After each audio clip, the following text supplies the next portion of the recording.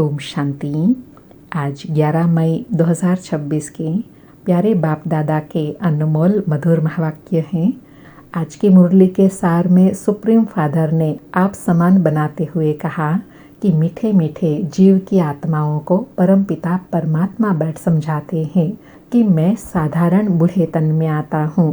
कहते हैं, बच्चे तुम मुझे भक्ति मार्ग में बुलाते आए हो, हे पतित पावन आओ। भारत खास और दुनिया आम सब बुलाते हैं। बाबा कहे, जैसे बाप को रचना के आदि मध्य अंत का ज्ञान है, वैसे अब तुम्हारी बुद्धि में है। बाप आकर बच्चों को आप समान बनाते हैं। जितनी बाप की महिमा उतनी बच्चों की महिमा। और अंडरलाइन कराते कहा कि बाप ने बच्चों को जास्ती महिमावान बनाया है, क्योंकि शिव बाबा की सिंगल पूजा होती है और बच्चों की डबल पूजा होती है। सालिग्राम के रूप में भी होती है और पूज्य देव स्वरूप में भी होती है। तो बाबा कहे, हमेशा समझो हमें शिव बाबा पढ़ाते हैं। और महिमावान बनने के लिए कहा, देही अभिमानी बनना है। घड़ी घड़ी अपने को आत्मा समझना है। जब तक अपने को आत्मा नहीं समझेंगे तो बाप की याद भी नहीं रह सकेंगी। और साथ में कहा कि तुम देह अभिमान में बहुत रहते हो, इसलिए बाप के वर्षे का नशा नहीं चढ़ता। नहीं तो तुमको बहुत नशा चढ़ा रहना चाहिए। देही अभिमानी होंगे तो नशा चढ़ा रहेगा। और विशेष अंडरलाइन कराते कहा कि बाप समझाते हैं, बच्चे ऐसे मत समझो कि हमको अनेक वर्ष जीना है।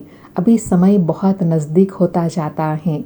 निश्चय रखना है, बाबा को ब्रह्मा द्वारा स्थापना करानी है। अभी अंतिम समय है, बाप से पूरा वर्षा लेना है।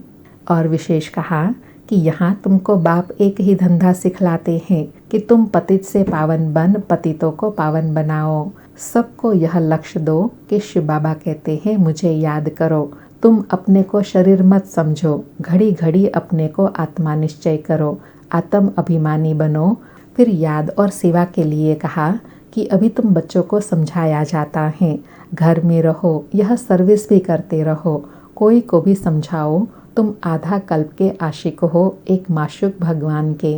याद बहुत प्यार से करते हैं, हे माशुक तुम जब आएंगे तो हम सिर्फ आपको ही याद करेंगे और सबसे बुद्धि योग तोड़ आपके साथ योग जोड़ेंगे। बाबा कहे, ऐसे गाते थे ना, परंतु बाप से हमको क्या वर्षा मिलता है यह किसी को भी पता नहीं है। अब बाप समझाते हैं, तुम देही अभिमानी बनो तो पूरे वर्षे के अधिकारी बन जाएंगे। बाप को याद करना तुम बच्चों का पहला फर्ज है। और कहा कि बाप तो सर्व का लिबरेटर है, वही सबका कल्याणकारी है। बाकी जो अपना कल्याण नहीं कर सकते वह फिर औरों का कल्याण कैसे कर सकेंगे। और विशेष कहा कि यहाँ बाप कहते हैं, मैं गुप्त आता हूँ। खुदा दोस्त की कहानी सुनी है ना। अब यह संगम युग पुल है, कलयुग और सतयुग के बीच का। तुमको उस पार जाना है। अब खुदा तो बाप है, दोस्त भी है, माता पिता शिक्षक सबका पार्ट बजाते हैं।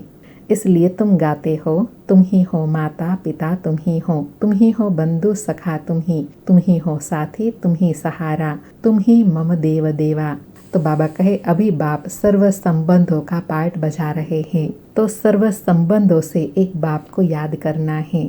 और लास्ट में कहा कि यहाँ संगम पर तुम ब्राह्मण हो, देवताओं से भी उत्तम। जानते हो हम ईश्वरीय संतान शिव बाबा के बच्चे हैं। अभी तुमको ज्ञान है, हमको एक बाबा स्वयं भगवान पढ़ाते हैं। अब यह सृष्टि का खेल पूरा होता है, सब एक्टर्स हाजिर हैं। बाप भी आए हैं, जो रही हुई आत्माएं हैं वह भी आती रहती हैं।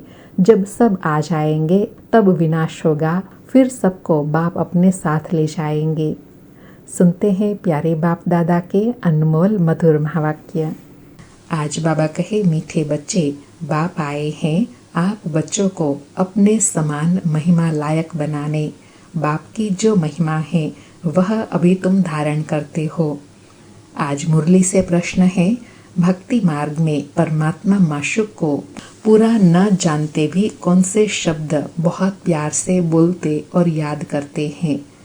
उत्तर में कहा, बहुत प्यार से कहते और याद करते हैं, हे माशुक तुम जब आएंगे तो हम सिर्फ आपको ही याद करेंगे और सबसे बुद्धि योग तोड़ आपके साथ जोड़ेंगे। अब बाप कहते हैं, बच्चों मैं आया हूँ तो देही अभिमानी बनो। तुम्हारा पहला फर्ज है प्यार से बाप को याद करो। सारी मुरली से धारणा के लिए सार है। पहला पॉइंट, पतित से पावन बनाने का धंधा जो बाप का है वही धंधा करना है। सबको लक्ष्य देना है कि बाप को याद करो और पावन बनो।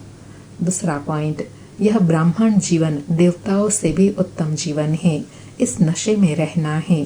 बुद्धि का योग और सबसे तोड़ एक माशुक को याद करना है। आज का वरदान है, त्याग और सेवा की शक्ति द्वारा सेवा में सफलता प्राप्त करने वाले स्नेही सहयोगी भव। त्याग और स्नेह की शक्ति द्वारा सेवा में सफलता प्राप्त करने वाले स्नेही सहयोगी भव। स्पष्टीकरण है, जैसे शुरू में नॉलेज की शक्ति कम थी लेकिन त्याग और स्नेह के आधार पर सफलता मिली। बुद्धि में दिन रात बाबा और यज्ञ तरफ लगन रही। जिगर से अर्थात दिल से निकलता था बाबा और यज्ञ। इसी स्नेह ने सभी को सहयोग में लाया। इसी शक्ति से केंद्र बने अर्थात सेंटर खुले। साकार स्नेह से ही मन मनाभाव बने। साकार स्नेह ने ही सहयोगी बनाया। अभी भी त्याग और स्नेह की शक्ति से घेराव डालो तो सफलता मिल जाएंगी। बाबा कहे, सफलता स्वरूप कब बनेंगे? जब ब्रह्मा बाप समान त्याग मूर्त और स्नेह की शक्ति के साथ कर्म में व्यवहार में आएंगे। सर्व की त्याग और स्नेह के आधार से अलौकिक पालना करेंगे, तब सर्विस में सफलता मिलेंगी। आज का स्लोगन है, फरिश्ता बनना है तो व्यर्थ बोल व डिस्टर्ब करने वाले बोल से मुक्त बनो। फरिश्ता बनना है तो व्यर्थ बोल व डिस्टर्ब करने वाले बोल से मुक्त बनो। आज के अव्यक्त इशारे हैं, सदा अचल अडोल एक रस स्थिति का अनुभव करो। आज अनुभव करने के लिए कहा कि कोई भी बात हो जाए, चाहे प्रकृति की चाहे व्यक्ति की, दोनों अचल स्थिति के आसन को जरा भी हिला न सके, इतने पक्के होना है। जैसे देखो शरीर आसन पर नहीं टिक सकता तो हलचल करेंगे ना, ऐसे मन हलचल तो नहीं करता। सदा अचल अडोल, जरा भी हलचल नहीं हो। अगर कभी हलचल और कभी अचल है तो सिंहासन भी कभी मिलेगा कभी नहीं मिलेगा।